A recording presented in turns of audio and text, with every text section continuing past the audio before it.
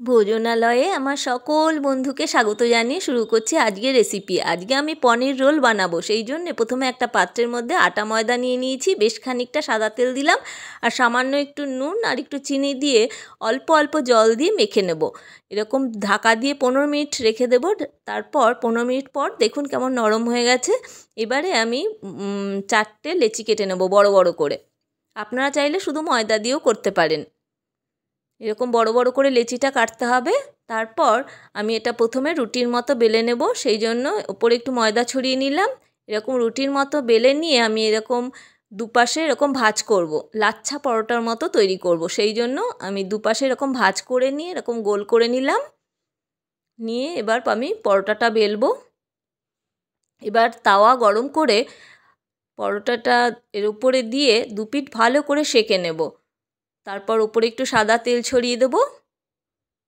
দিয়ে এরকম দুপিঠ লাল হয়ে গেলে এরকম ভেজে আমি রেখে দেব। এবারে পনিরটা আমি ছোট ছোট টুকরো করে নেব। ছোট ছোট টুকরো করে একটু নুন আর হলুদ মিশিয়ে নেব। এবার কড়াইতে সাদা তেল গরম করে পনিরের টুকরোগুলো দিয়ে দেব। আমার ভিডিওটা ভালো লাগলে লাইক শেয়ার কমেন্ট করবেন। তারপর ভাজা হয়ে গেলে এর মধ্যে আমি লম্বা লম্বা করে কেটে রাখা পেঁয়াজ দিয়ে দিলাম, গাজর দিয়ে দিলাম আর ক্যাপসিকাম কুচি দিলাম। লম্বা লম্বা করে সব কিছু কেটে নেবেন। তারপর একটু স্বাদ মতো নুন দিলাম আর একটা বাটির মধ্যে আমি টক দই নিয়েছি, বেশ খানিকটা টমেটো সস নিয়েছি আর একটু ধনে জিরের গুঁড়ো নিয়েছি। নিয়ে ভালো করে এর মধ্যে মিশিয়ে দিয়ে দিয়েছি। তারপর একটু লঙ্কা কুচি দিলাম, দিয়ে সব কিছু একসাথে খুব ভালো করে আমি মিশিয়ে নেব।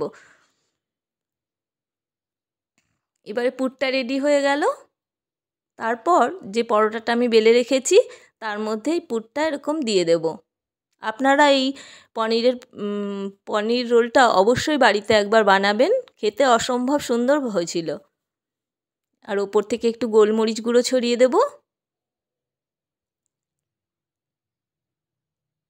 আর একটু লেবুর রস দিয়ে দেব। তারপর এরকম দোকানের মতো রোল করে নেব আর একটু কাগজ দিয়ে মুড়ে দেব। ব্যাস, পনির রোল রেডি। আমার ভিডিওটা ভালো লাগলে আমার চ্যানেলটি সাবস্ক্রাইব করে নিন।